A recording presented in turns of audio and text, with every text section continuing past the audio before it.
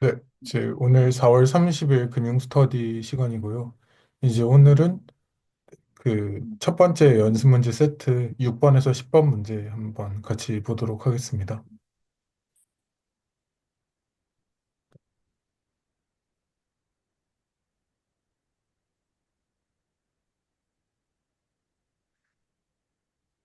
혹시 따로 발표 준비하신 분 있으신지요? 어, 제가 세뮬슨 거를 하려다가 오늘 하긴 조금 그런 것 같아요. 준비는 많이 했는데, 물론 어느 정도 하자면 할 수 있지만 좀 완결성이 떨어질 것 같아서, 예. 사실 오늘 발표를 하고 싶었는데 좀 미루겠습니다. 제가, 사뮬슨 논문이거든요. 네네. 네, 1965년에 발표했던, 그때 그게 생각보다 좀, 제가 예상했던 것보다 딥해서 좀 할 얘기가 많을 것 같아요. 물론 오늘 1부는 할 수 있을 것 같은데, 그러면은 할 수 있는 데까지 한번 해볼게요. 예.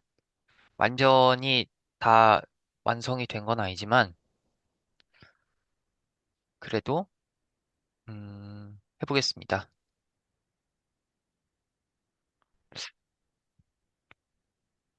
공유를,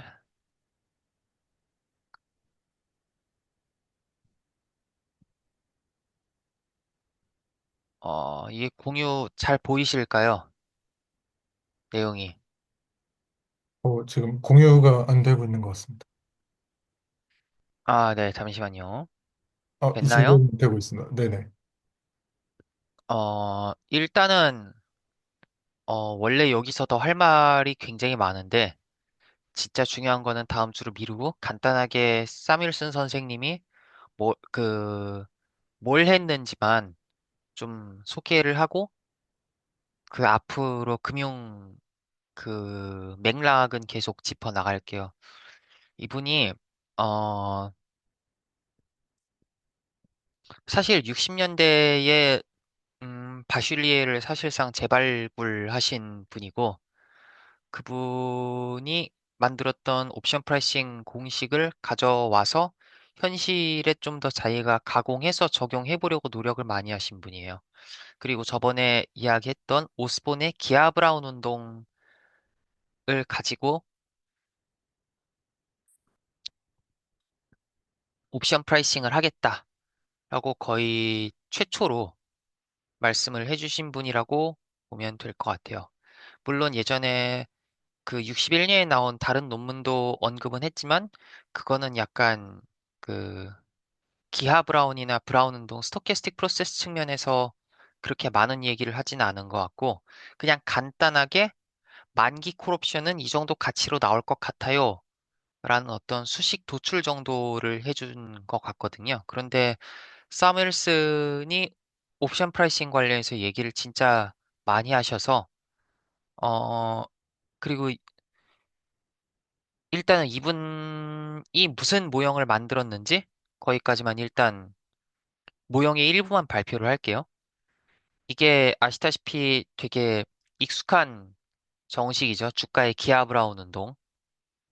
그리고 그 주식의 기대 수익률, 그리고 주식의 변동성. 저희가 맨날 보는 정식을 거의 최초로 도입하신 몇 안 되는 분 중 하나예요. 근데 여기서 말하는 거는 기대 수익률이랑 기대 변동성이죠. 그러니까 아직은 리스크 뉴트럴 프라이싱의 개념이 없기 때문에 이 정도 기대를 할 것 같아. 라는 일종의 주관적인 변수로서 이 두 개를 다 상정을 합니다. 뭐, 당연한 얘기지만 마르콥 속성을 가정을 하고요. 마르콥 속성 가정은 뭐, 바슐리의 시절부터 했던 거니까.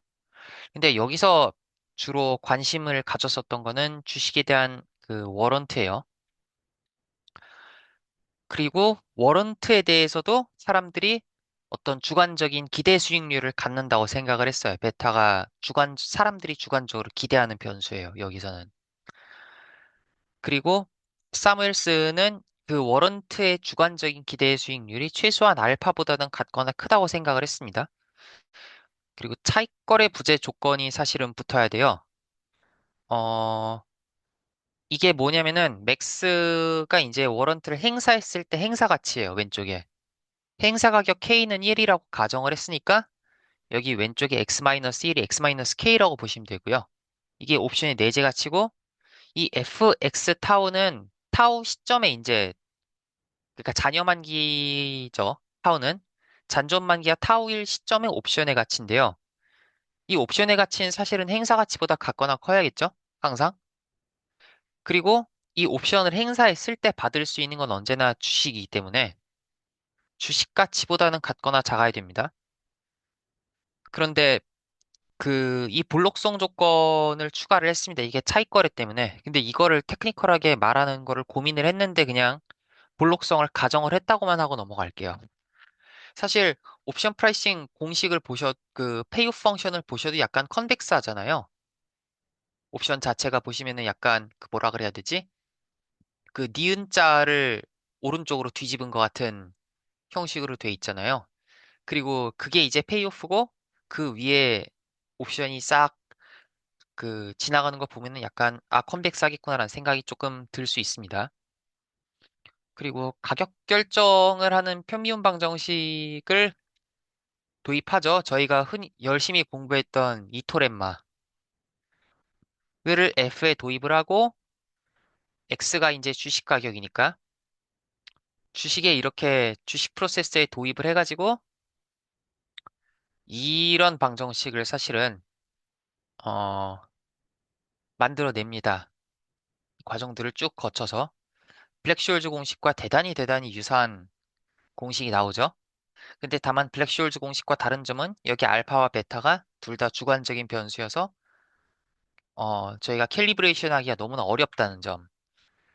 그리고 경계 조건도 사실은 가지고 있어야 돼요. 만기 때는 당연히 행사 가치랑 같아야 될 것이고, 어, 기초 자산이 빵인 옵션 가치는 당연히 빵이어야 되고요.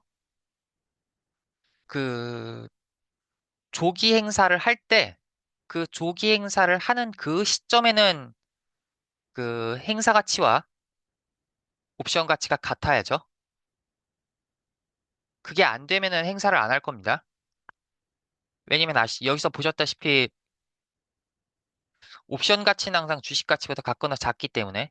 그리고 그 옵션 가치는 항상 행사 가치보다 작거나 크기 때문에.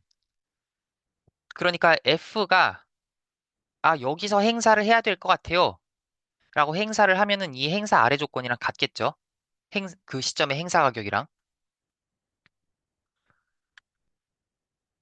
그리고 어, 여기 스무드 패스팅이 저는 되게 이야기가 껄끄러웠는데 음, 이 내재 가치 기울기가 1이어야 한다. 그러니까 곡선이 좀 부드럽게 접해야 된다는 조건이 필요하대요. 근데 이 부분에 대해서는 조금 제가 더 공부할 시간이 필요한 것 같아요. 이거를 이해하려면. 그리고 여기서 사실 사밀슨이 관심이 있었던 문제 중 하나가 뭐였냐면은 일반적인 어, 옵션 프라이싱 공식을 썼을 때 사실 만기가 길어질수록 옵션 가치가 늘어나잖아요. 저희가 일반적인 블랙쇼일즈 공식을 생각을 해봐도 그렇고 일반적으로는 사실은 옵션 가치가 만기가 길어질수록 계속 늘어나서 발산하는 문제가 생겨요. 저번에 있었던 그 1961년도 옵션 프라이싱 논문도 그 문제가 있거든요. 잘 생각을 해보면 물론 그걸 피해갈 수 있는 방법들이 없진 않지만 잘못하면은 그 만기가 무한인 옵션에 대해서 옵션 가치가 발산하는 문제가 있다는 게 사실은 사무엘슨이 가지고 있던 되게 큰 문제의식 중 하나였어요. 왜냐면은 그 당시에 거래되던 실제 만기가 계약서상 적시되지 않았던 옵션이 있었거든요. 그런 워런트가. 그런데 그 워런트의 실제 시장 거래 가격을 보면은 주식 가격보다 낮은 거예요. 그 만기가 따로 적시되어 있지 않은 옵션의 가치가. 근데 이거를 설명을 못 한다고 생각을 한 거죠. 이거를 설명할 수 있어야 된다고 사실은 사무엘슨 생각을 했어요. 그래서 그 연구 워런트를 사실은 생각을 합니다. 이거 뭐 테크니컬한 것들 사실은 다 그냥 넘어갈게요. 간단하게. 뭐 다 여기서 얘기해봐야 그렇게 재미없으실 것 같아갖고. 경기 조건을 어떻게 다 적용을 열심히 하면은, 어, 최종 해가 이 수식이 나옵니다.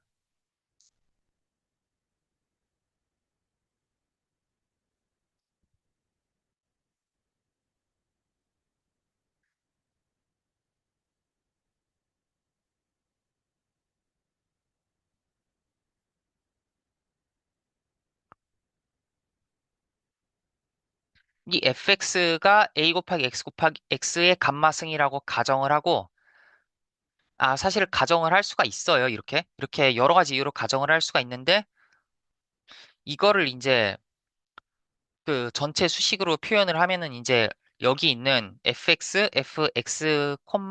인피니티로 나오는 이 수식 같은 가격이 나와요. 이것처럼 표현이 된다고 하더라고요. 사무엘슨 말로는. 그런데 이렇게 표현을 했을 때 만약에 그 베타와 알파가 같다. 또는 베타가 알파보다 크다라고 했을 때 이제 둘 다 기존의 아비트라지 프리 조건을 만족을 한다는 걸 뒤에 보여주는 거고요, 여기는. 그 다음에 이렇게 생겨먹은 애들이 나옵니다. 프라이싱으로. 그랬을 때 결국 사무엘슨이 하고 싶었던 건 뭐냐면은 여러 가정들을 여기 막 알, 그, 쑤셔 넣어요. 그래서 실증 분석을 하는 게 사실은 사무엘슨의 주 목표입니다.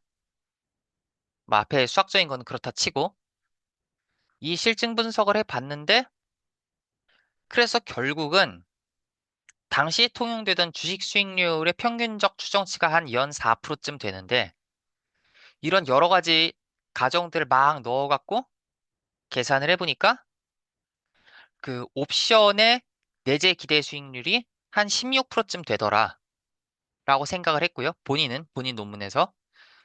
그리고 그 옵션에 대한 기대 가격이 훨씬 높기 때문에 기대 수익률이 훨씬 높기 때문에 그 만기로 발산을 하더라도 그러니까 만기가 무한으로 쭉 발산을 하더라도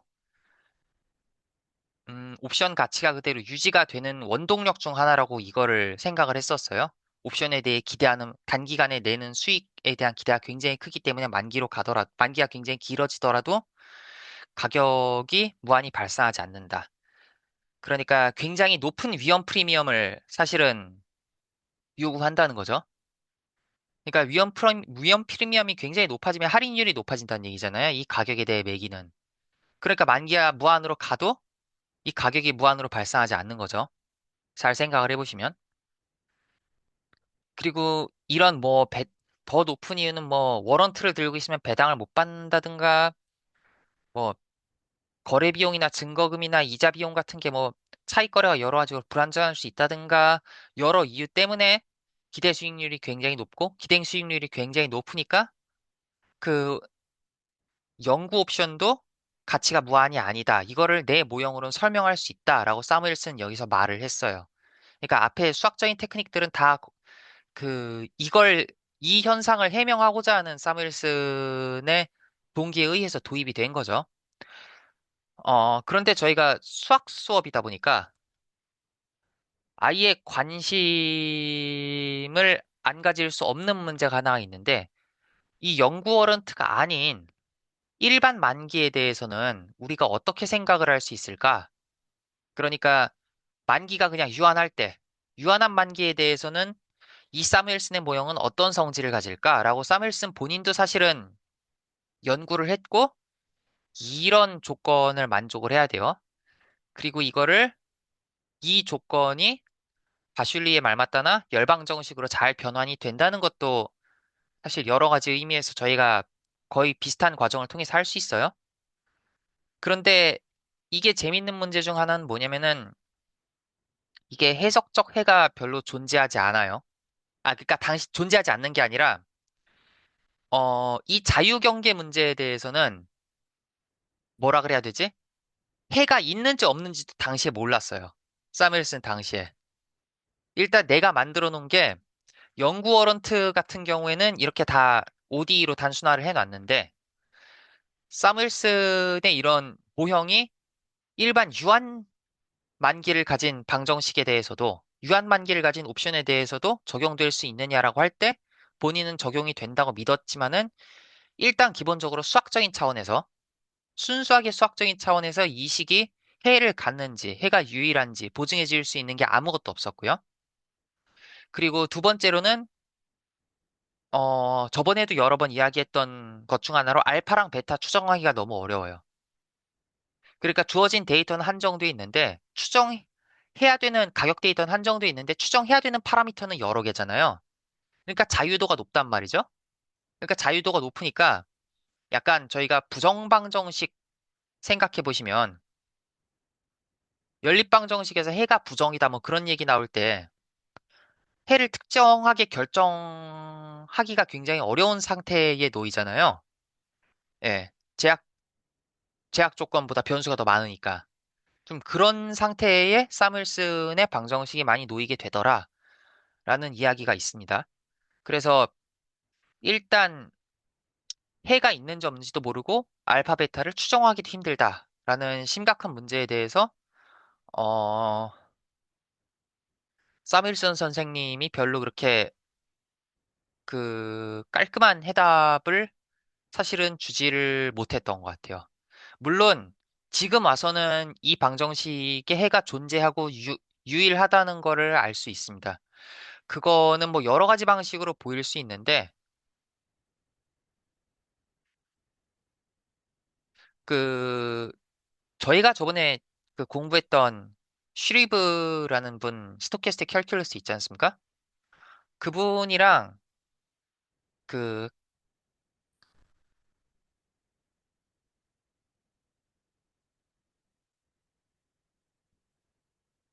여기 채팅방에 좀 공유 좀 할게요.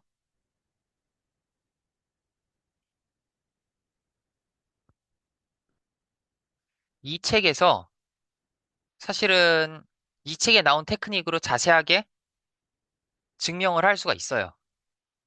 이 방정식이 사실은 어찌 보자면은 옵티멀 컨트롤 티어리의 한 부분이고, 그 해가 존재하며 유일하다는 거를 나중에는 알게 됐는데, 당시에는 그냥 몰라도 질렀다. 라고 생각이 됩니다. 그런데 이 모형에서 그 1970년에 이제 마지막으로 블랙숄즈로 건너가기까지의 단계를 제가 발표 준비를 하려고 했는데, 생각보다 그 브릿지 있는 공부하는데 좀 시간이 걸려갖고, 오늘 그 부분을 마무리 짓지 못했습니다. 네, 여기까지 하겠습니다. 일단은.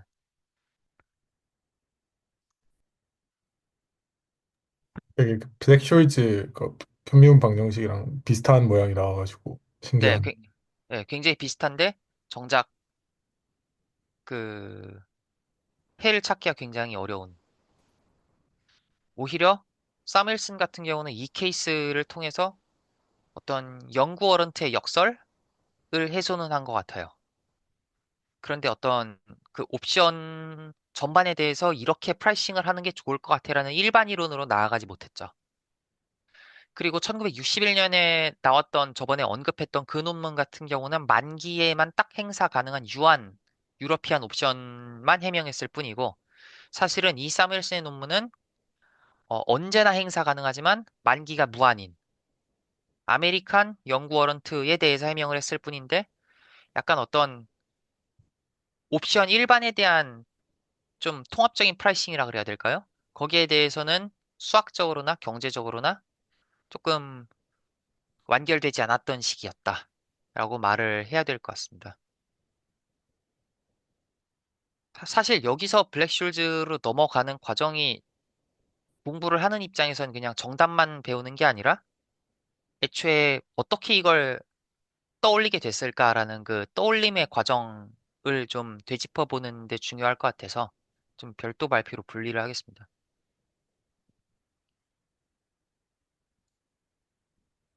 좋은 발표 감사드립니다.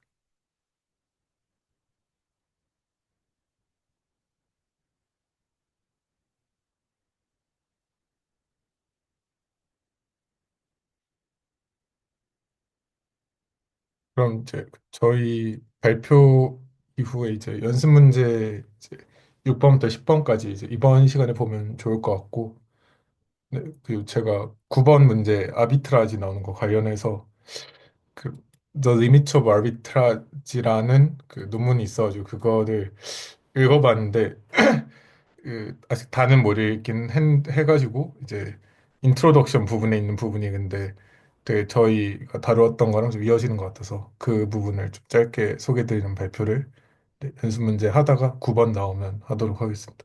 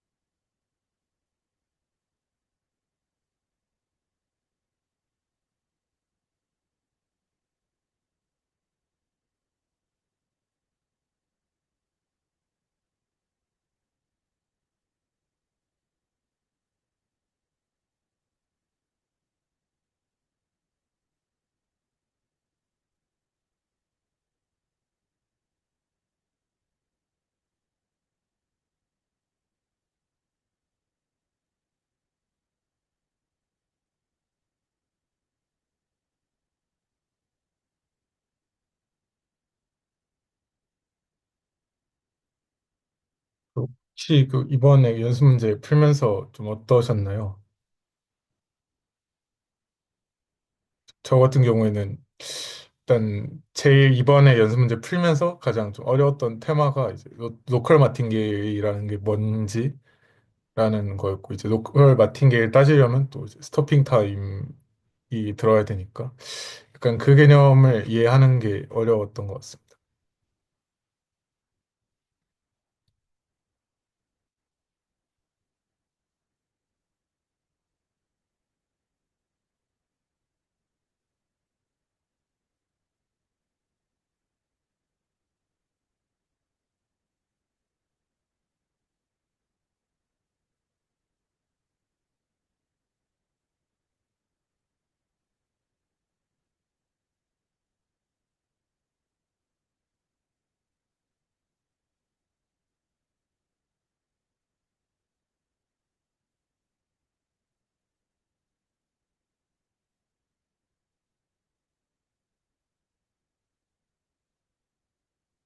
그래서 그 여기 그 6번의 A번에 대해서는 맨 처음에는 이게 컨티뉴어스 로컬 마틴게일이라는 거를 보여야 한다는 거에서 스토핑 타임을 잡고 이제 마틴게일 이제 그 기대 좀 시그널 필드 걸어가지고 그게 같다는 거를 보여줘야 하나라는 식으로 생각을 했었는데 이게 도저히 안 풀려가지고 거의 솔루션을 결국 못 풀고 봤었는데요. 이제 그렇게 했을 때 그 알고 보니까 그렇게 할 수는 있겠지만 그 여기 앞에 있는 여기 인티그랜드가 결국에는 디터미니스틱하고 하다 보니까 그 어댑티드하고 뭐 로컬리 스퀘어 인티그럽을 하면 이게 이 이토 인테그랄 자체가 그 그냥 컨티뉴어스 로컬 마틴게일이 된다는 그런 성질이 있더라고요. 그래서 되게 약간 모르는 상태로 들어가기에는 약간 좀 새로 공부해야 할 부분이 있긴 하구나 생각이 들었었습니다. 그래서 1번, A번, 6-A번 문제는 그냥 뭐 디터미니스틱 하니까 당연히 어댑티드고 이거 제곱해가지고 미분하면 그 적분하면 똑같이 그냥 똑같이 그냥 그 로그 하면서 나와가지고 어쨌든 적분 가능하니까 그래서 그렇게 해서 A번은 해결했던 것 같습니다.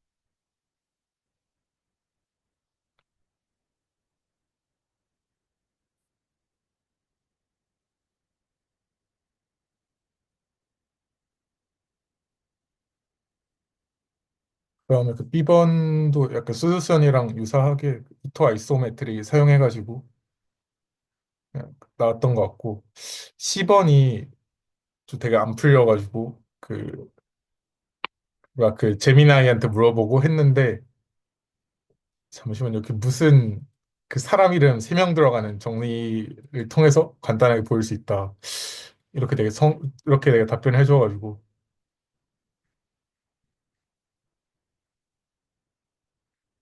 그래서 이거 그냥 그래도 보일 수 있지 않을까 해서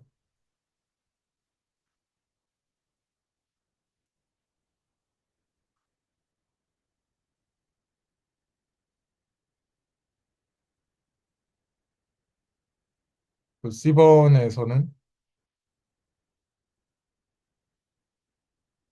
그리고 또 솔루션을 보니까 어,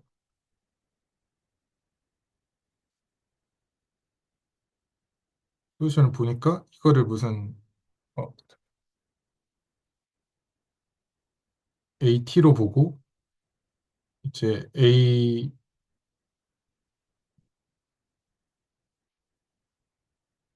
이거의 그 역함수를 잡아가지고 또 풀던데 그 브라우니안 모션의 좀 성질 중에 하나가 무슨 그 코베리언스가 결국에는 그 최소값이 된다 이런 성질이 있어서 그걸 활용해서 풀었던 것 같아요. 근데 저는 그게 또 잘 안 됐어가지고 약간 그게 잘 안 되기보다도 좀 처음 들어봐가지고 제가 그래도 아는 그 브라우니안 모션의 정의를 이용을 해서 풀이했던 것 같습니다.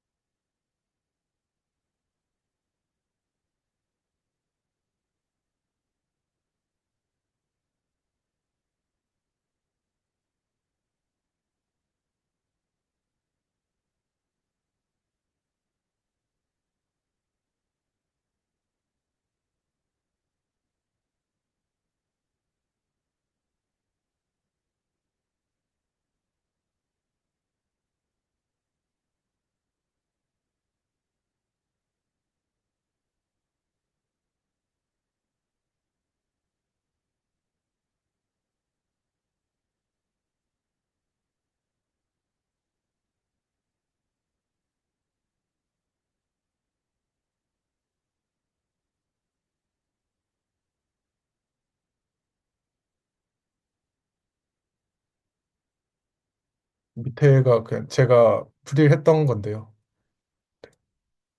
약간 솔루션 있는 거랑은 살짝 좀 다르게 했었습니다. 그래서 저희가 연희스 때 다루었던 브라우니안 모션의 정의가 결국에는 그 네 가지였던 이제 t가 0일 때 값이 뭐 almost surely 0이다. 그 다음에 continuous하다.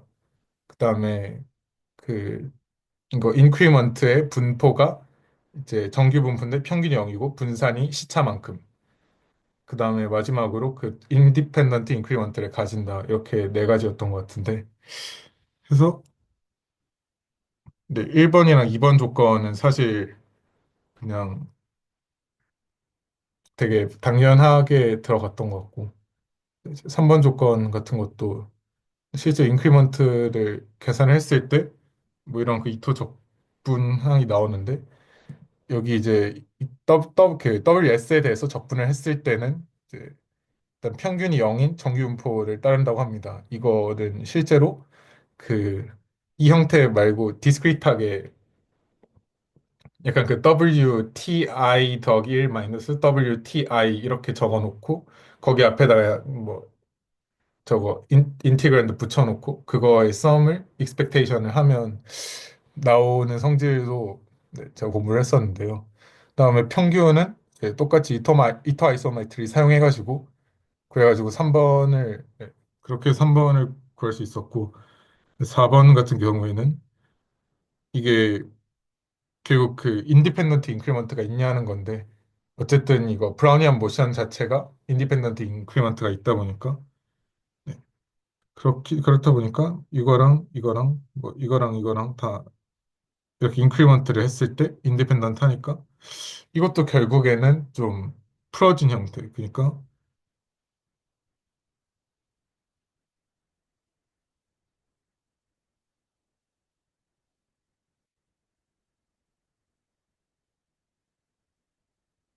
네, 뭐 이런 거를 생각을 했었던 것 같아요.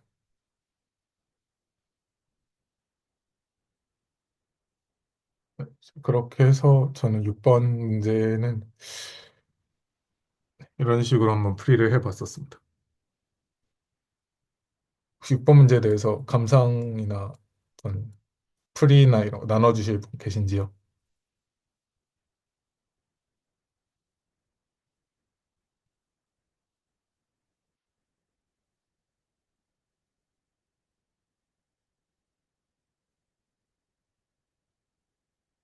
네, 없으시면 아니면 7번 문제로 바로 넘어갈까요?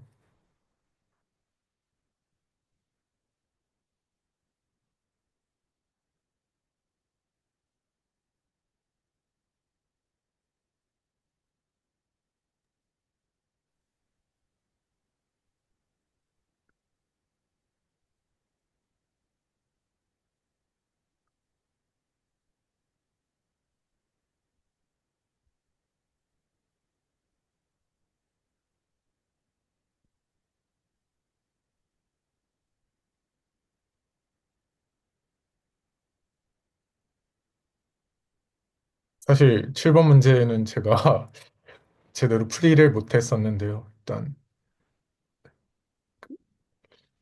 뭔가 그 A번, 1번, 7번의 1번에서 뭐 A번이나 B번 자체는 되게 다 직관적으로는 이해가 쉽게 가는 것 같은데 뭐 어쨌든 이게 브라우니안 모션이 불규칙적으로 움직인다고 생각하면 뭐 어쨌든 그 특정 점에 그 맥의 그 스타핑 타임이 무한되면 이제 뭐 영영 도달하지 못하는 약간 그런 건데 이제 어쨌든 무작위 움직이다 보면 특정 점에 도달할 확률이 도달하지 않을까 해가지고 이런 측면에서 A번은 그냥 받아들일 수 있을 것 같고 반대로 B번도 사실 그거를 방문하는 많은 경우를 뭐라 해야 되지? 네.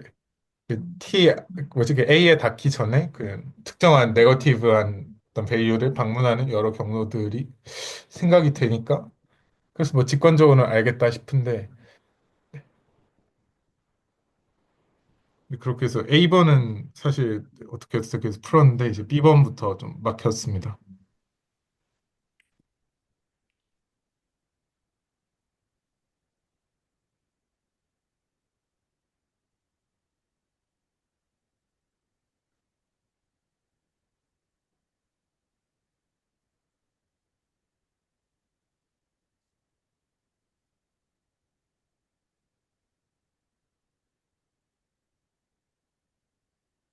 음,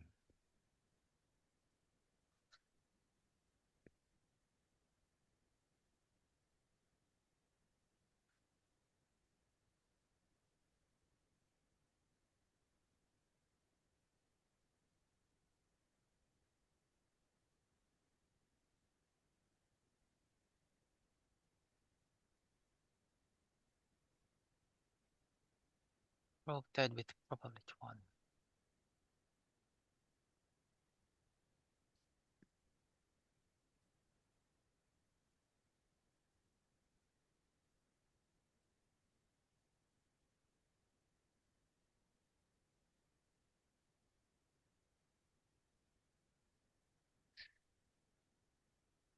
음,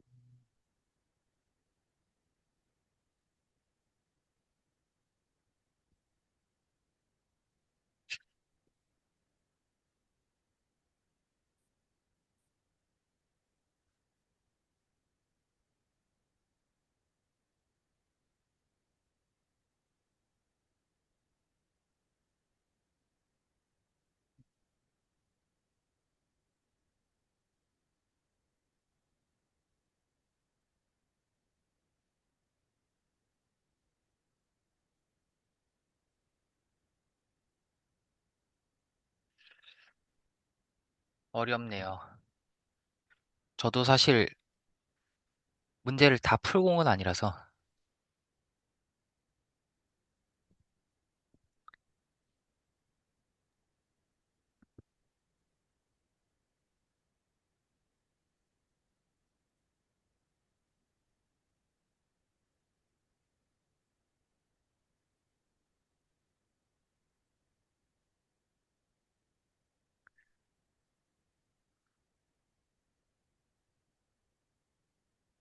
일단 솔루션을 가지고 왔고요.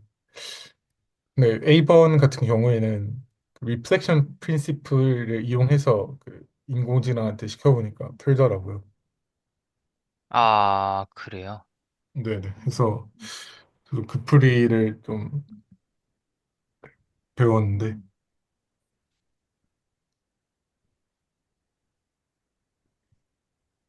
음,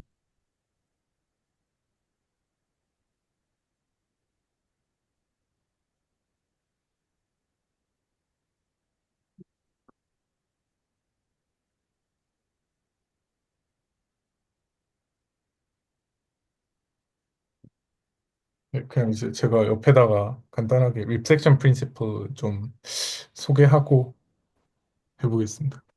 어차피 또 이제 B번에서 나오는 게 또 리플렉션 프린시플이기 때문에, 음,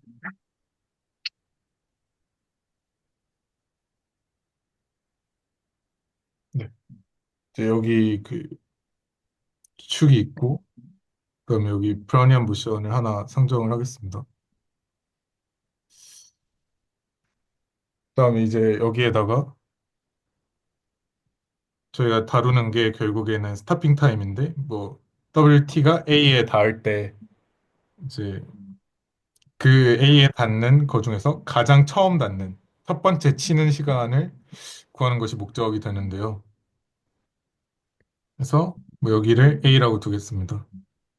그럼 이게 WT의 샘플 패스 중 하나겠죠. 어, 네.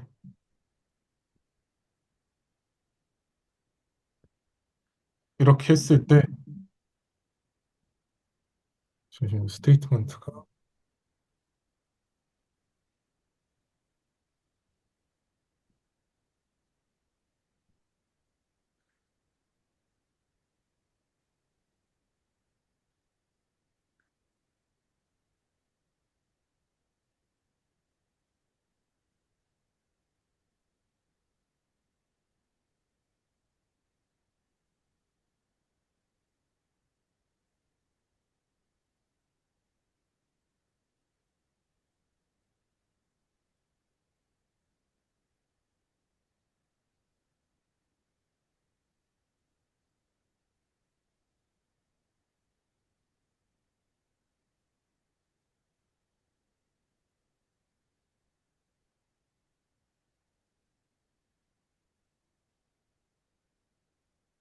잠시만요.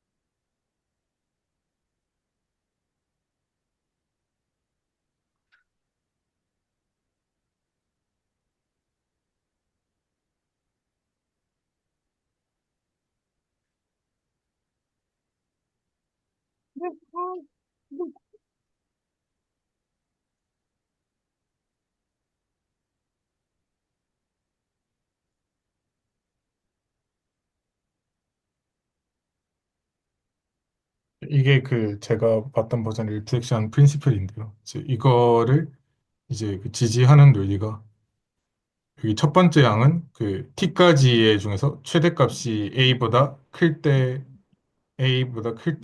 확률이 이제 그냥 이후의 값이 a보다 작을 때 그냥 이후의 값이 a보다 클 때 확률의 두 배가 된다 이런 건데 이제 이거를 어떤 기준으로 하냐면 만약에 그 브라니언 모션 패스가 이렇게 돼 있다고 했을 때 색깔이 좀 다르면 좋은데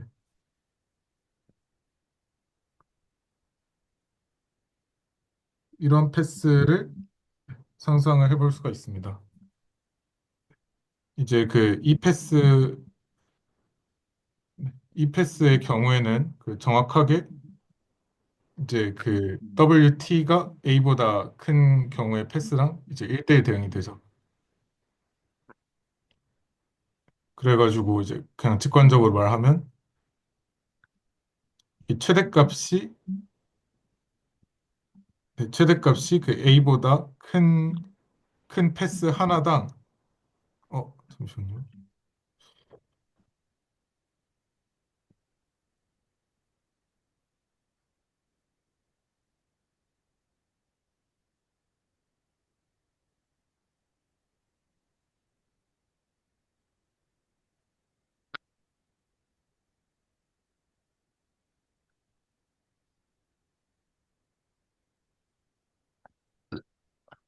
제가 설명하다 좀 헷갈려 하고 있는데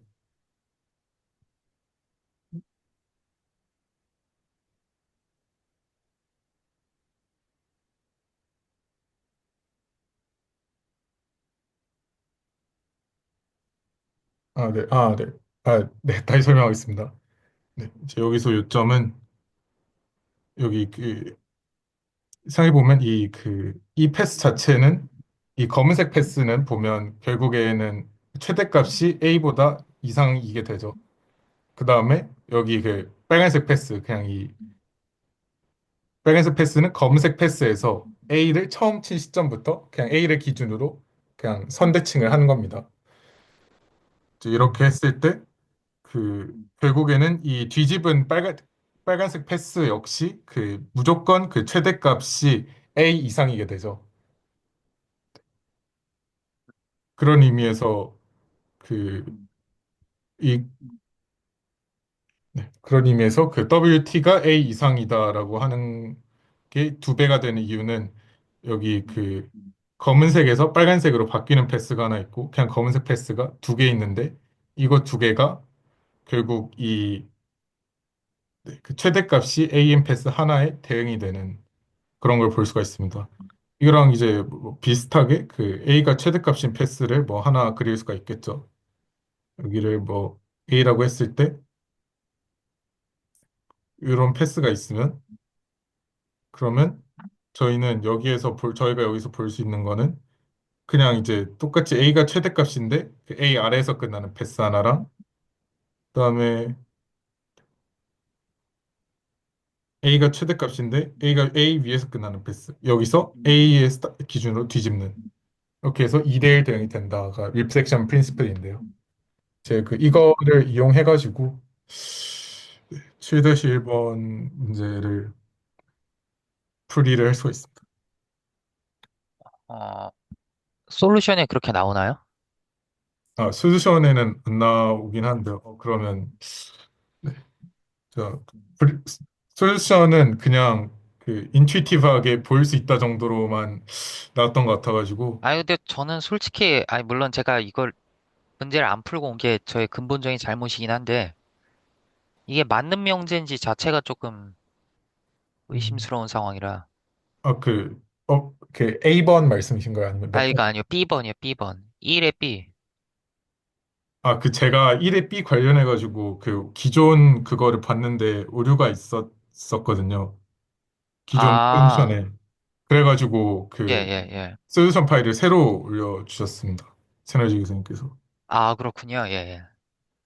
그래서 잠시만요. 이거 제가 풀이한 건데 어떻게 옮겨야 되냐? 사실 뭐 제가 풀이한 것도 수학적으로 엄밀하진 않은데 결국에는 스타핑 타임이 t보다 클 확률을 이제 스타핑 타임이 이제 t보다 크다는 거는 결국에는 지금은 이제 A를 못 쳤다는 거잖아요. 왜냐하면 A를 이미 쳤으면 스타핑 타임을 넘었어야죠. 그렇기 때문에 이거를 다음과 같이 바꿀 수 있고 네, 다음과 같이 바꿀 수가 있고 그 다음에 이제 여기에서 이거 1배에서 여사건의 확률로 볼 수가 있고 근데 이제 여기에서 리플렉션 프린시플이 들어가서 식을 이렇게 바꿀 수 있습니다.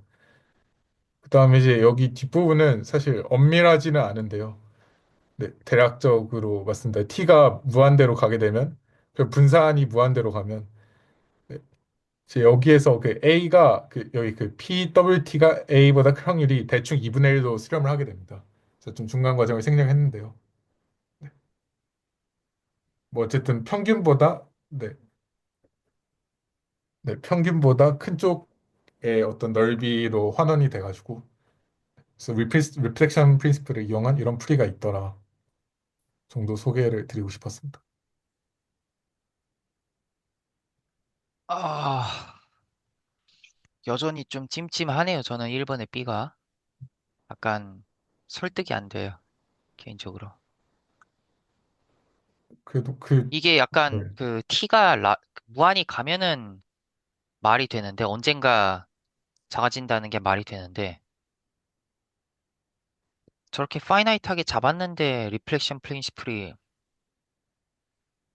아, B는 무한을 리플렉션 프린시플을 사용한 풀이는 잘 1번에 모르겠는데. 예, 이거를 B가 그거를 좀 보증하나 저는 계속 이게 약간 기본적으로 직관적으로는 되게 틀린 소리 같거든요. 이게 물론 수학이 직관을 위배하는 말을 많이 하니까 그때 어떤 유한한 값에 대해서 음, 아, 그냥 제가 그냥 이게 멋대로 픽스가 네. 돼 있는데 A가 픽스가 돼 있고 T도 사실은 픽스된 어떤 유한 값이잖아요. 파워 A도.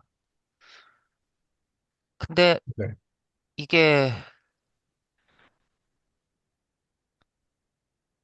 마이너스 무한대 찍는 게 probability 1으로 명확하다고? 이거는 0에 좀 이상해요. 제 느낌에는. 약간, 아, 물론 제가 새로 배워야 될 수도 있지만은, 예. 그 제가 약간 생각한 직관은 예를 들어 뭐 여기 있고 여기 뭐 A가 있다고 했을 때 여기 뭐 어떤 바운드를 걸어도 뭐 마이너스 M이라는 바운드를 걸어도 이거를 치고 여기에 가는 그 경로가 무한히 있지 않을까 하는 그런 직관이 있었습니다. 그리고 그 M 어떤 M을 잡아도 네.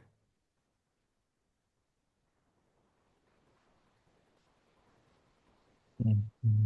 음, 아마 그 증명도 비슷하게 가는 걸로 알고 있습니다. 그래서 그 포지티브한 어떤 밸류, 네거티브한 밸류를 치고 가는 확률을 네, 여기 2-A번에서 그 공식을 구하는 걸로 알고 있는데요.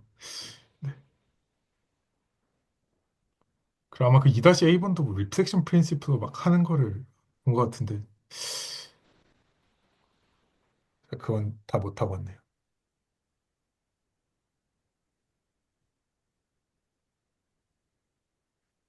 네, 그렇게 해서 결국 그 A보다 마이너스 M을 먼저 치고 그 다음에 A를 칠 확률이 어 얼마?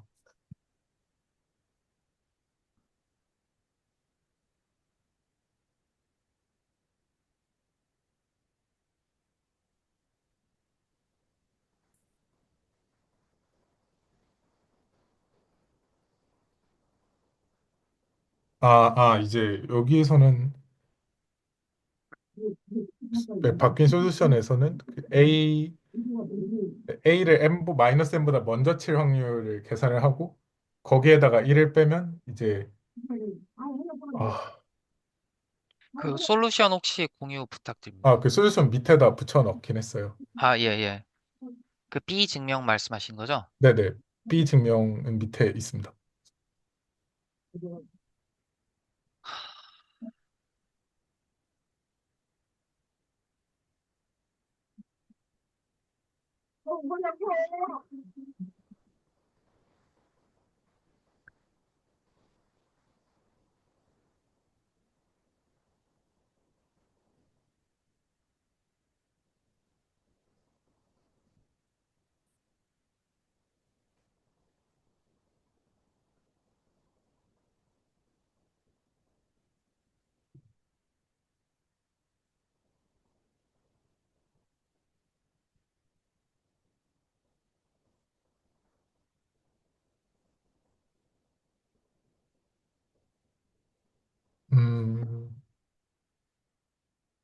그래서 그 m을 먼저 치고 a를 치는 확률에서 이제 m이 무한대로 갔을 때, 잠시만.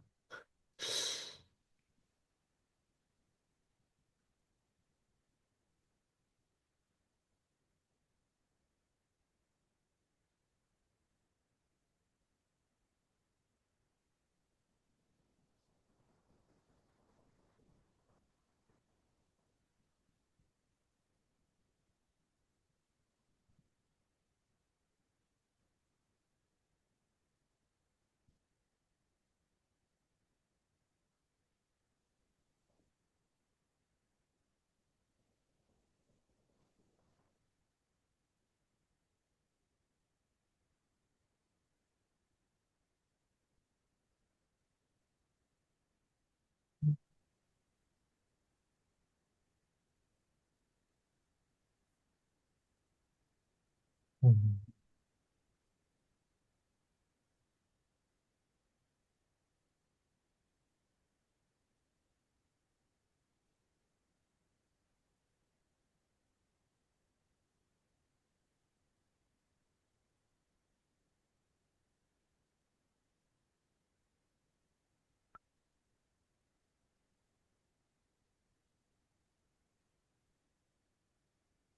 아니, 위에서 네, 보시면은 m이 무한으로 갈 때 네. p inf wt가 마이너스 무한대일 확률이 0으로 수렴한다고 하잖아요.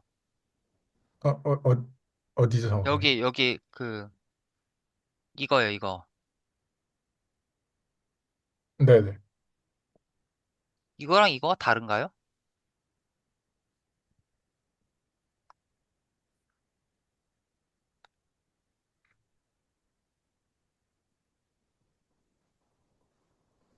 똑같은데. 그, 어, 똑같은데 여기서 0이라 그러고 얘 1이라 그러는데 여기서 어, 이걸로 넘어가는 게 좀 이상하지 않나요? 잠시만요. 제가 솔루션 에러가 고쳐지지 않은 버전을 붙였나? 아니면 안 고쳐졌나? 근데 잠시만요. 제가 아까 봤을 때는 오류가 없어 보였는데 사실은 오류가 남아 있던 거였던가?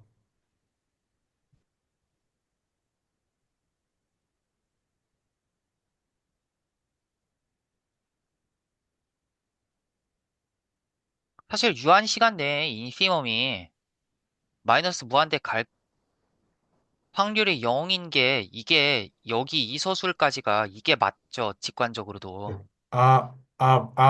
맞습니다. 0이 네. 돼야죠. 예.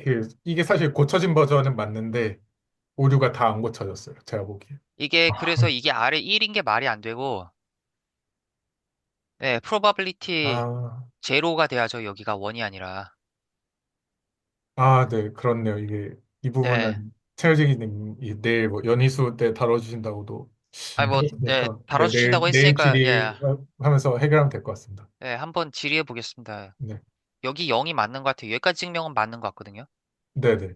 예. 근데 그 사실 아래에서 갑자기 1 제가 되는 게 이 예. 문제를 그냥 LLM 제미나이한테 제미나이 2.5 진짜 똑똑한데 네, 걔한테 물어보니까 걔도 문제가 틀렸다고 하긴 했어요. 이 명제를 풀브하는데 이 명제가 차- 틀렸다는 방향으로 풀브가 된다라고 해서 아, 그렇군요. 네.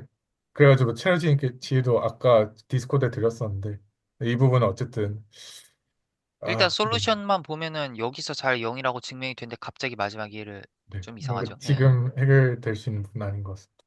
예. 네. 그래서 아니면 네. 넘어가면 괜찮을 것 같고. 그래서 이제 7번에 2번이나 아니면 이제 8번 넘어도 될 것 같습니다. 사실 제가 7번에 1번 같은 경우에는 네, 7번에 C 같은 경우에는 사실 못 해봤고요. D는 사실 B랑 같은 거잖아요. 예, 맞아요. 그 위에도 에시슈얼리 걸려 있는 거니까. 그래서 일단 근데 야, 넘어가도 뭐가 괜찮을 다른 것 거지? 같습니다. 1번이랑 2번이 인터저를 픽스를 하네요. 우선. 음.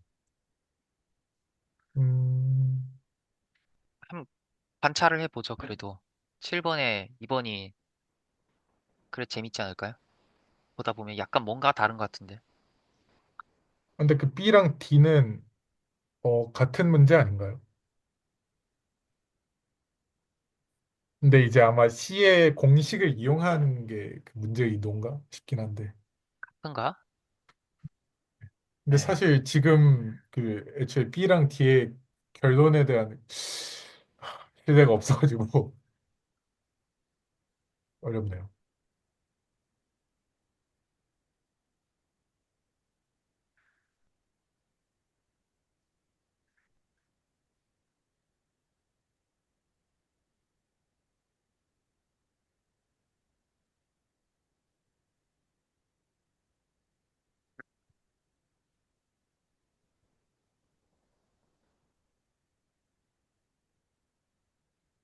음, 뭐가,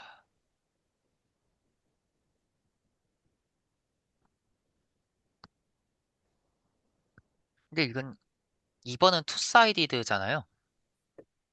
A는 포지티브고 네네. 마이너스 N 이렇게 이제 위아래 다 제약을 거는. 그러니까 1번이랑은 세팅이 다르다고 봐야 될 것 같은데요. 근데 그 2번의 D번에는 사실 여기 2번 위에서 걸은 세팅을 안 쓰긴 해요. N도 안 나오고. 네. 그 다음에 당연히 이거 투사이드 스타핑 타임도 안 나오고요.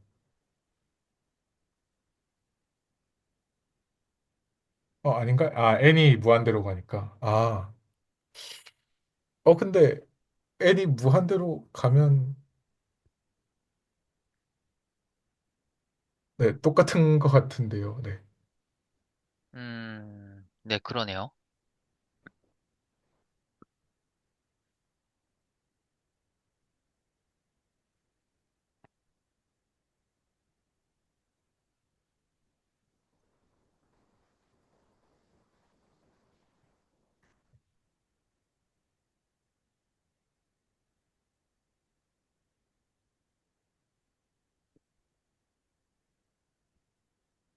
사실 그 7번 문제의 결론을 또 이제 8번에 사용을 하더라고요.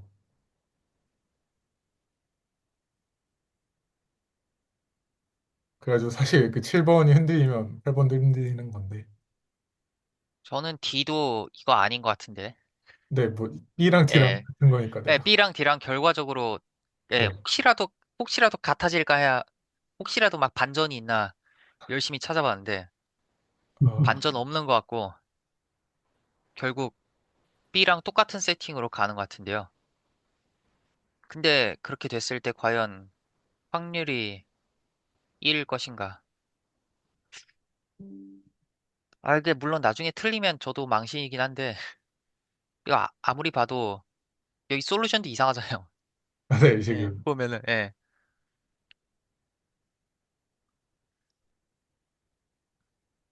그냥 0이 되는 게 맞는 것 같은데, 제 생각엔. 저도 그렇게 보여집니다. 예, 여기 마지막에 0이라고 했잖아요, 오른쪽에. 이것처럼 그냥 0으로 끝나야 되는 것 같은데, 모르겠습니다. 예, 일단 7번은 그렇게 넘어가야 될 것 같아요. 8번에서도 7번 얘기가 나올 수밖에 없는데요. 보시면. 보자. 이제 이게 8번인데,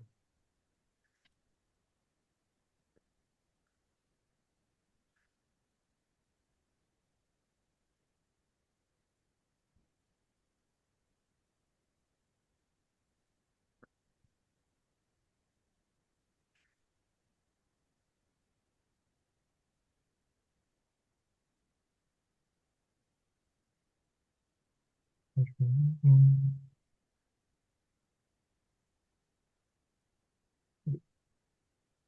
그냥 네, 제가 풀이했던 내용인데요.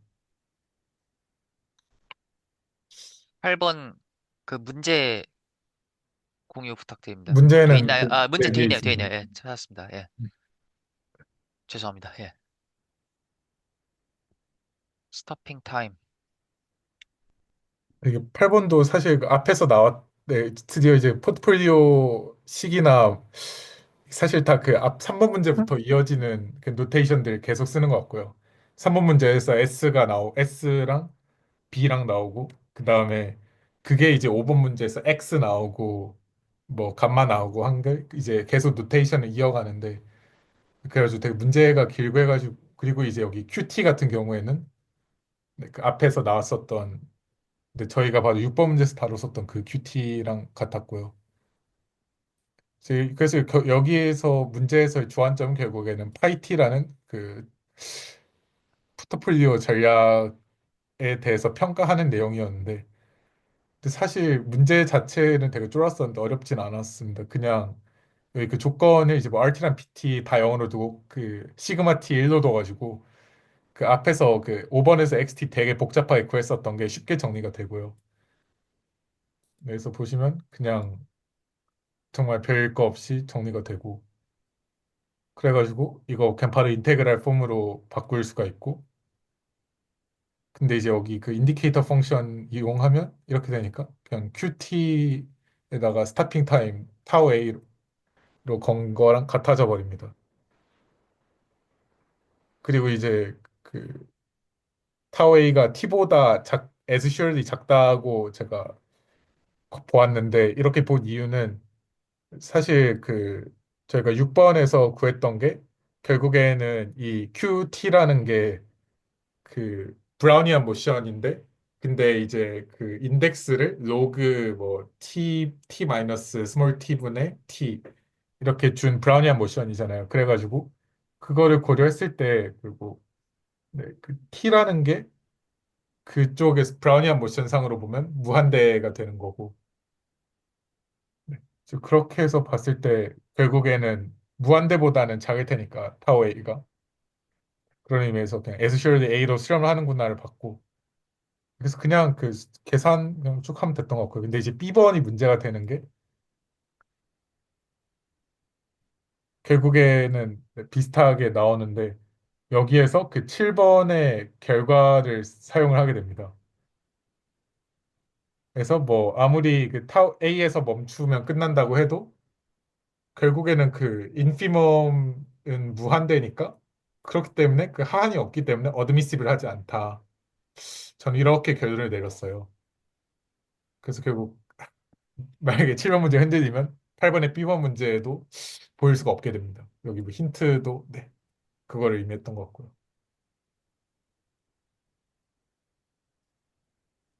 그리고 뭐 별개로 어드미시빌리티라는 특성이 약간 그 완벽하게 해치된 그런 의미인 걸로 저는 보았습니다.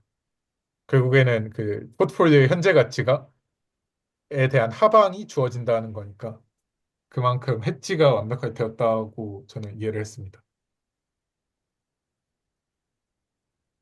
음. 음,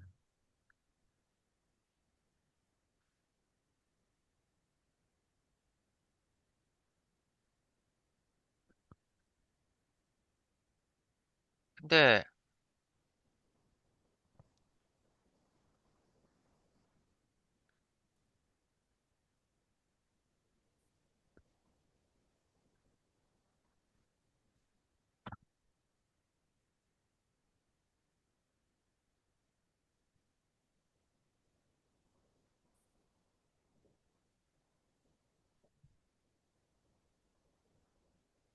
문제에서 이거를 어드미서빌리티 정의를 저렇게 줬네요. 그 예, 여기 원래는 이렇게 줬네요, 다르게 이거를. 주는 게 있나요? 음, 음, 일단 주워 들은 소리 중 하나긴 한데 약간 뭐 이거 아닌가요?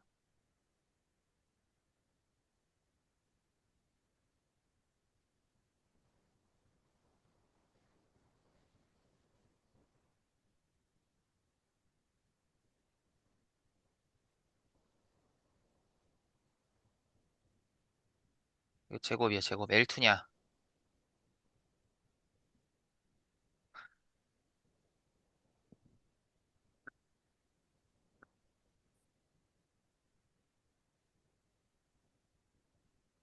트레이딩 전략에 제곱 적분이 유한하냐, 제곱 적분 기대값이 유한하냐로 알고 있었고, 근데 여기선 이렇게 줬으니까 뭐 문제 조건대로 풀어야겠지만, 제가 뭐 보았던 다른 레퍼런스에서는 여기 문제에 예. 나온 대로 주는 것 같습니다. 물론 이제 알파를 R이 아니라 여기서는 포지티브하게 보는 것 같고요. 아, 그렇군요. 그러네요. 음,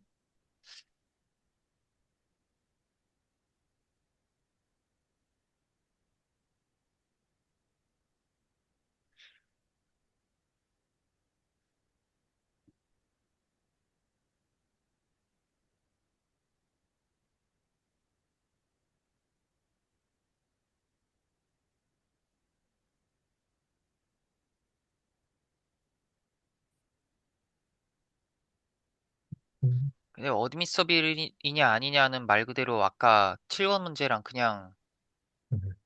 7번 문제 확인하는 거네요. 저 7번 문제가 여기에서도 변함없이 화제가 되는 것 같은 예, 느낌입니다. 예. 지금 근데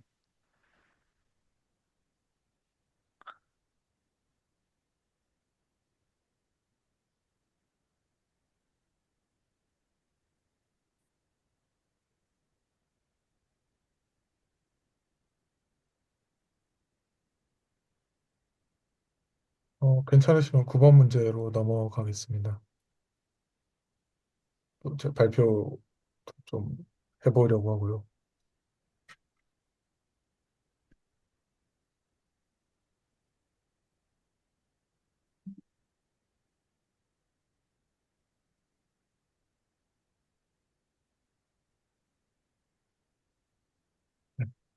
9번 문제 같은 경우에는 사실 수학 문제가 아닌 것 같습니다. 그래서 아비트라지에 대한 개념이 나오고, 그다음에 아비트라지라는 게 그래서 뭔지에 대해서 좀 알아가 보는 그런 문제인 것 같은데,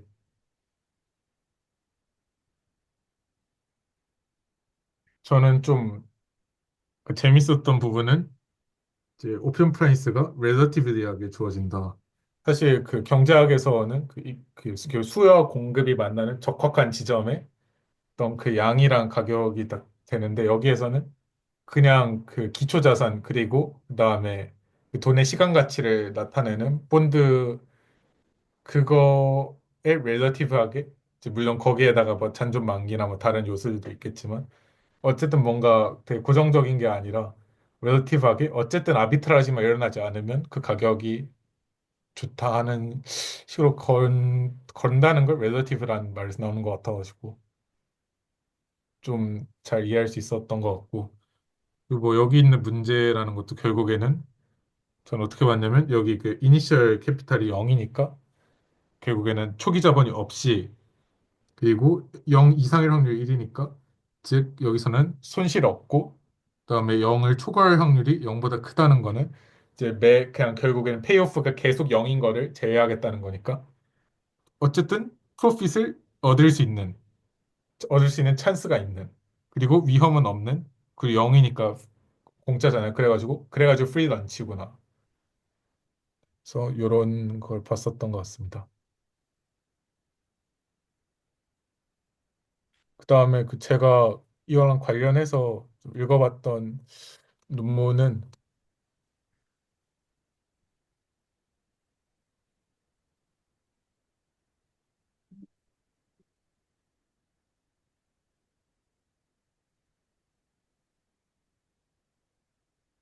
이런 그 논문이 있었는데요. 저도 다 읽진 못해가지고 약간 인트로덕션에 나오는 되게 괜찮은 사례가 있어가지고 좀 그거 사례를 위주로 한번 말씀드려보겠습니다. 이게 그러니까 여기서 말하는 아비트라지라는 거에 대해서 생각해 볼 수 있는 거는, 음,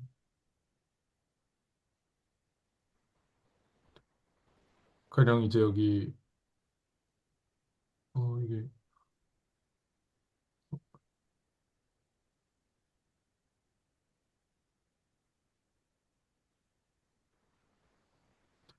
그냥 뭐 독일이 있고, 런던 있고, 그다음에 그 액면가가 예를 들어, 아이고, 25만 원인 네, 그 독일 국채가 있다고 하겠습니다. 근데 이제 여기에서는 독일 국채를 2만 얼마야? 24만 원에 팔고, 그다음에 여기에서는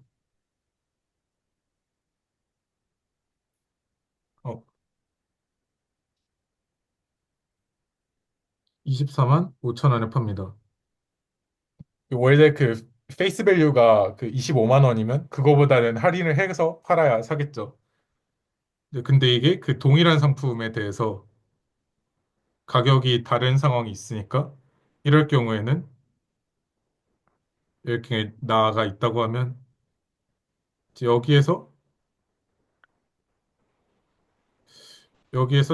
여기서 그 국채를 먼저 그 선물 거래를 한다고 했을 때 여기서 국채를 팔 수가 있습니다. 그러면 이제 24만 5천 원을 받겠죠. 그다음에 이제 여기에다가는 국, 아, 그다음에 24만 5천 원을 주면 나중에 국채를 다시 줘야겠죠. 그다음에 이제 여기에서는 24만 원에 국채를 매수를 합니다. 여기에다가 독일에다가 매도를 치고 네, 그다음에 런던에다가 매수를 하면 됩니다. 그러면 이제 여기에서 나는 그 24만 원만 내고 그다음에 국채를 사면 런던에서 국채를 사가지고 독일로 주니까 이거는 해결이 됐고 근데 독일에서 23만 5천 원을 받아가지고 런던에서 24만 원에 팔면 5천 원이 남겠죠. 그래서 5천 원, 5천 원 얻을 수가 있습니다. 이제 이거를 위에서 보면 초기 자본이 애초에 필요가 없죠. 보면 24만 5천 원 어차피 이거는 네, 현재 페이오프 선물 거래니까 만기에 일어나는 일이니까 어차피 현재 필요한 돈 이니셜 페이오프가 0인데 이제 미래에 기대되는 돈이 들어올 확률이 일단 손실 볼 확률이 0이고 그다음에 그 페이오프를 얻을 확률이 조금이라도 있기 때문에 이제 이렇게 하면 뭐 아비트라지가 된다. 이게 가장 전통적으로 드는 예시인 것 같은데 이게 그 실제로는 그렇지 않을 수가 있습니다. 네, 그래서 이 논문의 인트로덕션에 있는 예제인데요.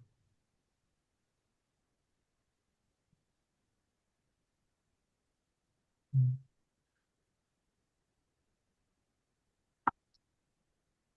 잠시만요.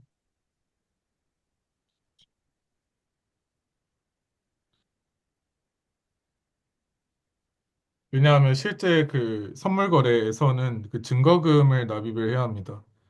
그래가지고 여기 예를 들어 런던에 3천 원을 넣고 그다음에 독일에 3,500원을 넣었습니다. 그래가지고 만약에 이 증거금보다 더 큰 손실이 일어나면 이제 그 증거금이 깎인 다음에 근데 너무 많이 깎이면 그 증거금이 없는 거랑 똑같잖아요. 그러면 이제 증거금 더 넣으라고 하는데 이걸 이제 마진콜이라고 합니다. 근데 이제 만약에 이 상황에서 어쨌든 가격 차이가 있으니까 이 가격이 계속 변하겠죠. 이 25만 원짜리 국채에 대해서. 그래서 이게 예를 들어 가격이 만약에 24만 2,500원으로 그 수렴했다고 합시다.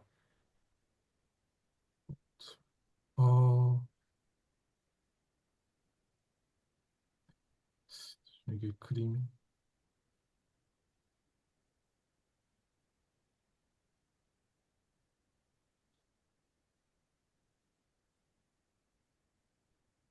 괜히 지웠네.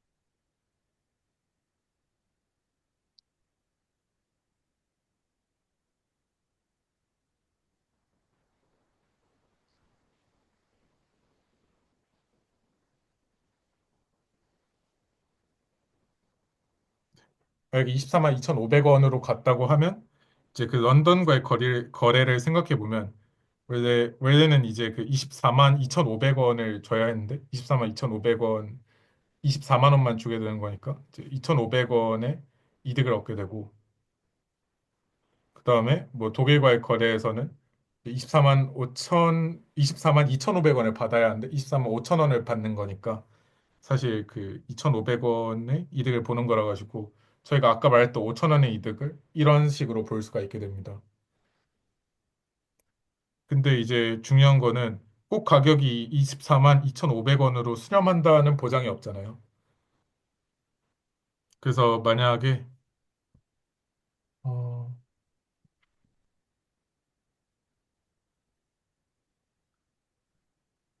여기 독일에서의 그 가격이 24만 5천 원이 아니라 25만 원으로 올랐다고 생각해 봅시다. 이게 가격 변동이 있을 수가 있죠. 지금 안 되는데. 네, 그렇게 되면 이 거래상에서 원래 25만 원을 25만 원, 원래는 이제 24만 5천 원 어치 24만 5천 원을 받고 국채를 줘야 하는 건데, 이제 국채가 25만 원인 거잖아요, 독일에서는. 그 말은 5천 원을 손해를 본 거니까 여기 증거금에서 까야 합니다. 근데 이렇게 하면 증거금이 마이너스가 나죠. 그렇게 해가지고 뭐 마진콜을 5천 원을 당하게 되는데, 이렇게 하면 결국에는 이게 아비트라지처럼 보여도 이렇게 가격 변동에 따라 가지고 5천 원을 내야 한다는 것이죠. 이런 식으로 그 가격 변동에 따라 가지고 그 캐피탈을 조달하는 데 있어 가지고 제한이 있을 수밖에 없습니다. 근데 사실 이 상황이 별로 문제가 되지 않을 수가 있습니다. 이제 어떤 음, 경우냐면 만약에 이 주식시장에 투자하는 모든 사람이 다 아비트라저라면 이런 아비트라지 거래를 추구하는 사람이라면 그 개인이 투자하는 금액은 아주 조금씩만 투자를 하게 되겠죠. 그렇게 하면 사실 그 개인에게 어떤 그 캐피탈 게인 리스크가 있을 수가 없습니다. 그리고 그렇게 되면 그 모두가 다 이런 아비트라지를 추구하다 보면 그뭐 수요가 늘어가지고 독일 쪽의 가격이 내려가고 런던 쪽의 가격이 올라가가지고 뭐 딱 되겠죠. 그래가지고 이거를 가정하는 게 바로 저희가 흔히 말하는 CAPM이나 APT나 그런 식으로 경제학에서 뭔가 금융시장의 어떤 프라이스가 균형을 통해서 이렇게 조정이 된다, 이퀄리브리엄으로 간다는 게 모두가 아비트라저라는 가정이 있기 때문입니다. 근데 사실은 이렇게 막 가격 차이 뭐 고작 그 5천 원 차이 나는 거 가지고 그 가격 차이를 딱 정확하게 집어내가지고 할 수 있는 사람이 현실적으로 많이 있지 않잖아요. 이제 그렇다 보니까 실제로 아비트라지를 하는 사람은 소수의 어떤 전문가만 하게 되고 또 그걸 하지 않는 일반적인 투자자 해가지고 되게 좀 분리된 집단이 하게 됩니다. 그리고 특히 이제 그 아비트라지를 하는 쪽은 좀 개인이 하기보다는 어떤 펀드들이 많이 하게 되겠죠. 그리고 펀드는 사실 고객의 돈을 맡아서 하는 거기 때문에 그런 과정에서 또 어떤 자원을 조달하는 데 문제점이 있고 그래서 이 논문의 문제의식은 그 이렇게 실제 아비트라지가 가격 변동에 따라 가지고 되게 불안정한 경우가 많고 그 과정에서 그 어떤 그 대리인 문제가 발생하고 펀드에서 한다고 하면 또 이제 이질적인 투자자가 있고 그래서 그런 걸 배경으로 이제 뒤에 경작적 이론을 전개해 나가는 그런 페이퍼인데 그래서 그 저희가 이렇게 실제로 보는 아비트라지의 예시가 실제로는 되게 어떤 자본 제약이나 그런 거에 걸려 있다. 이런 게 가장 핵심이라고 할 수 있겠습니다. 그래서 제가 준비했던 내용 여기까지. 아, 재밌는 발표 잘 들었습니다. 근데 실제로 굳이 저렇게 복잡하게 안 가도, 물론 이것도 카더라의 영역입니다만 국내 시장에서 같은 상품인데 가격 다른 케이스는 너무 생각보다 자주 접하게 된다는 얘기를 좀 들었어서요. 사실상, 예. 여기에서도 약간, 제가 네, 예, 언급은 안 했는데 뭐 예. 되게 실제로 그냥 뭐 거래 시간도 다르고 되게 뭐 만기도 다를 수가 있고 그다음에 뭐 여러 가지 복잡한 게 있으니까 그래가지고 실제로 그 일물일가의 법칙은 잘 안 지켜지는 경우가 많은 것 같습니다. 네, 뭐 그치 뭐 김치 프리미엄 이런 것도 그렇고. 네. 그쵸, 그쵸. 예. 거래소 수수료나 네, 정말 여러 가지서 어쨌든 네, 차익거래라는 게 되게 어떤 공고한 토대가 될 수는 있지만 실제로는 좀 이런 한계가 있더라라는 그런 솔직히 연구가 뭐 김치 있었습니다. 프리미엄도 까놓고 말해서 중국 같은 데서 그냥 열심히 사가지고 국내에 들어와서 업비트에 팔면은 그게 다 남는 돈인데 왜 그런 아비트라지가 안 일어나지? 뭐 그런 의심은 계속 듭니다. 뭔가 제약이 있다고 생각을 합니다. 왜냐하면 없으면 누군가 했을 거기 때문에. 아니면 누군가 조용히 먹고 있을 수도 있죠. 네, 조용히 먹고 있을 네. 것 같아요. 아마 후자가 좀 더 정할 것 같긴 합니다.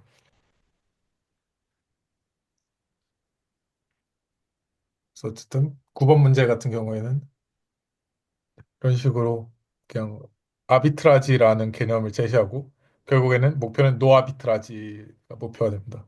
그래서 실제로 이 아비트라지 프리 프린시플을 그냥 그 바이노미얼 옵션 프라이싱 모델에 적용한 게 이전에 최널지기 님이나 제가 뭐 공유했던 뭐그 고등과학관 웹진에 나온 실린 내용이 있는데 뭐 그런 거만 참고를 해도 어쨌든 아비트라지가 없게 하는 게 가장 뭐 페어한 프라이스가 되고 그런 어떤 이론적 가장 깊은 토대에 있는 것 같습니다. 아비트라지 프리 프린시플이. 네, 그게 없으면은 애초에 가격이 그냥 맘대로 여러 개가 될 수 있다는 얘기밖에 안 되니까 그래서 뭐 가격을 딱 확, 자유로운 네, 거래가 네, 되면 네, 가격을 확정해야 되는 입장에서는 그 가정을 받아들이는 순간 그냥 다 무너진. 근데 약간 트레이더 입장은 다를 것 같아요. 저 같은 경우는 약간 재무정보 보고 관점에서 가격을 얼마다라고 확정을 해야 되는 입장이니까 이제 그런 아비트라지 프리 가정을 쓸 수밖에 없는데 만약에 제가 트레이더다, 트레이딩 전략을 세워야 된다. 그러면 아마 그런 아비트라지 기회를 찾아서 다니지 않을까 싶습니다. 트레이더가 아비트라지 프리 가정을 하면 그러면 투자를 합리적으로 할 수가 없게 되죠. 네. 물론 이제 그냥 베팅을 하는 방식으로 효율적 그냥 위험을 감수하는 방식의 뭐 팩터 투자라든지 그런 것도 있겠지만 적어도 뭔가 마켓 메이킹을 하거나 하이 프리퀀시에서 트레이딩 하는 사람들은 노 아비트라지 프린시플을 믿으면 안 되는 것 같습니다.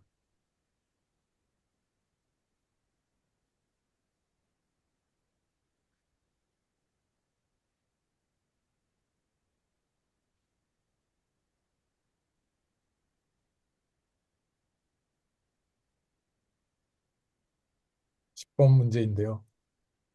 10번 문제는 제가 풀이를 했는데 풀이를 했고 이게 아마 그 probability measure P0라는 메저를 도입을 하고 그걸 이용해서 하는 거라서 아마 뒤에 나올 그 걸스노프 theorem에 좀 뭐지? 약간 예고를 하는 그런 문제인 것으로 보았는데 그래서 뭐 P0라는 확률측도나 그 P0라는 확률측도 하에서 정의된 뭐 WT0나 뭐 아니면 P0를 정의하는 확률 거정인 ZT나 이런 걸 봤는데 사실 그런 거를 모르고도 저는 그냥 A, B번 문제는 정리하다 보면 풀리긴 합니다.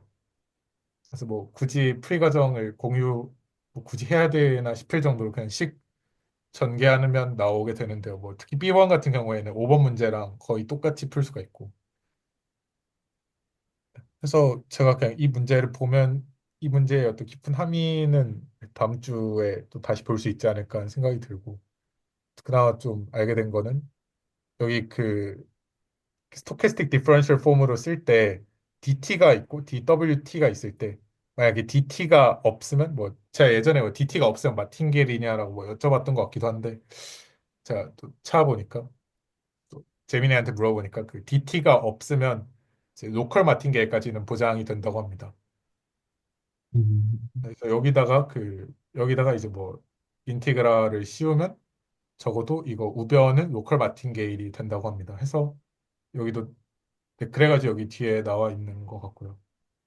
그래가지고 이거 리스크 뉴트럴 프로베빌리티 메저를 도입하는 자장은 모르겠지만 결국에는 그 드리프트 항을 정리를 해가지고 그 리스크 뉴트럴 그 뭐지 로컬 마틴게일하게 만드는 거고 그게 리스크 뉴트럴리티랑 관련이 있겠구나 하는 생각이 들었습니다. 실제로 리스크 뉴트럴 프라이싱을 하면 적어도 제가 봤던 간단한 예시에서는 거의 다 마틴게일이 됐기 때문에 그래서 사실은 아마 다음 주에 다룰 걸슨 오브 시어엠이랑 깊은 연관이 있지 않을까 하는 생각도 들었습니다.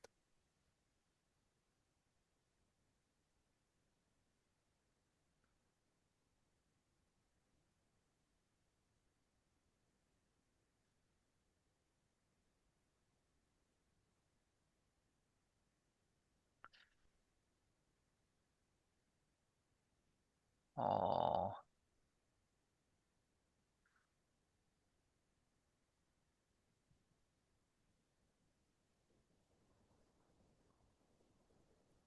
스톡 프라이스 앤 포트폴리오 밸류.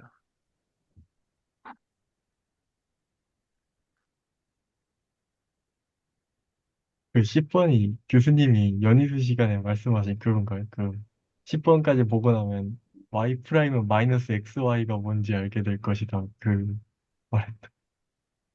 대충. 10번을 포함해서 그냥 앞에 있는 거 전부 다,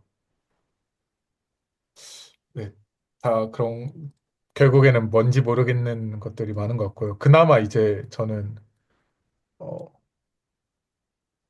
어디지? 네, 여기 그, 몇 번 문제지? 7번인가요? 네, 7번 문제 풀이할 때, 이제 결국에는 그 여기에 그, 근데 여기는, 네, 어쨌든 브라우니안 모션, 이 A보다 클 확률 이런 걸 구하는 거에서 결국에는 그 가우시안을까지 내려가 가지고 이 PWT가 A보다 큰 확률을 구하게 되는데 이제 아마 그런 부분 그런 거는 좀 확인할 수 있었던 것 같습니다. 결국 여기 예쁜 펜시안 폼으로 써진 것도 결국에는 확률 계산할 때는 뭐 가우시안 PDF까지 내려와야 하는 그런 거를 확인할 수 있었던 것 같습니다.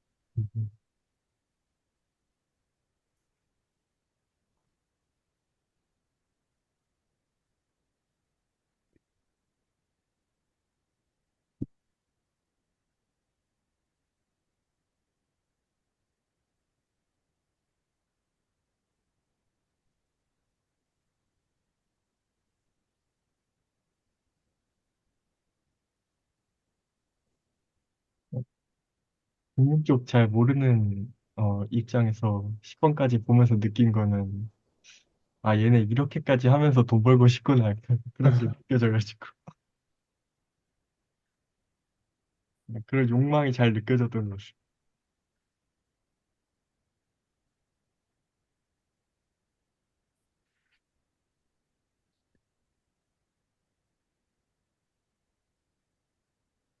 근데 또 제 생각에는 이렇게까지 한다고 해서 돈 버는 거랑 가까워진다는 보장이 없는 것 같아가지고. SD는 약간 파생 상품 프라이싱이나 리스크 헤징 쪽이고 적극적인 트레이딩 전략 발굴이랑은 약간 거리가 먼 걸로 알고 있어요. 음, 어, 좀 결국 전략 발굴할 때 더 중요한 거는 통계학이 될 것 같습니다. 이게. 네, 네. 네, 실제로 어떤 적절한 양을 하고 상관관계나 그런 걸 하고 하면서 좀 더 실제로 수학을 쓰는 거에 가까워지는 것 같고 오히려 이런 거는 좀 금융시장에서 돈을 벌기보다도 좀 이해해 보려는 시도에서 나온 게 아닌가 하는 생각이 듭니다.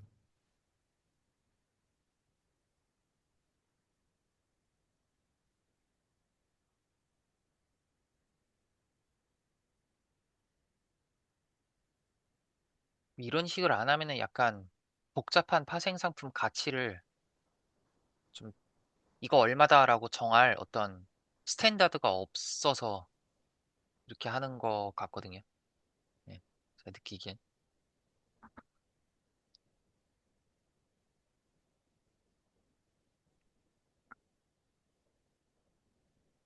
약간 물리 쪽에서도 비슷하게 좀 뭔가 실제 그 이론에 실제가 얼마나 맞는지와 동시에 좀 이론의 아름다움 내지는 아름다움을 조금 수학적 어떤 구조 이런 거를 좀 더 중시하는 경향도 뭐 있다 뭐 이런 거를 본 적이 있는데 좀 비슷한 맥락이 되는 것 같습니다.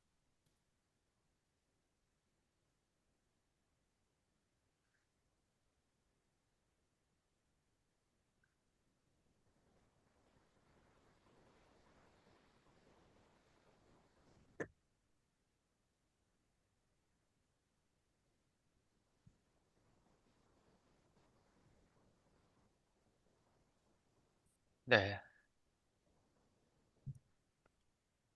혹시 또 나누고 싶은 말씀 있으시면.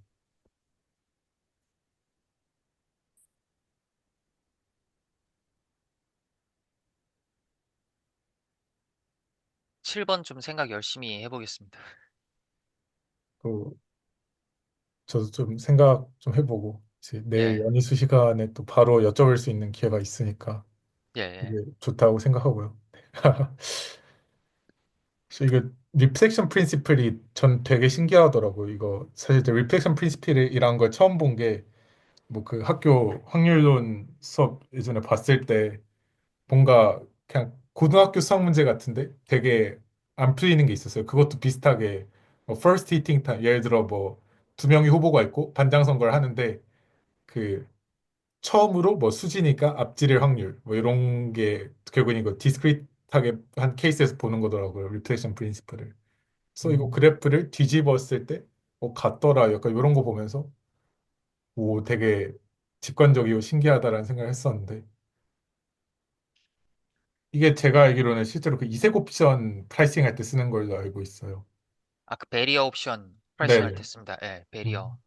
그래서 약간 배리어 옵션이 결국에는 뭐 어떤 가격을 치면 뭐 약간 만기 가격이랑 상관없이 어떤 가격을 치면 페이오프가 바뀌는 치냐 안 치냐에 따라 바뀌는 네, 거죠. 네, 네, 맞습니다. 네, 그런 의미에서 뭐 히팅 타임 히팅하는지 안 하는지 히팅 타임 언제인지가 중요하게 되니까 그래서 되게 그런 게 또 되게 재밌게 다가왔던 것 같습니다.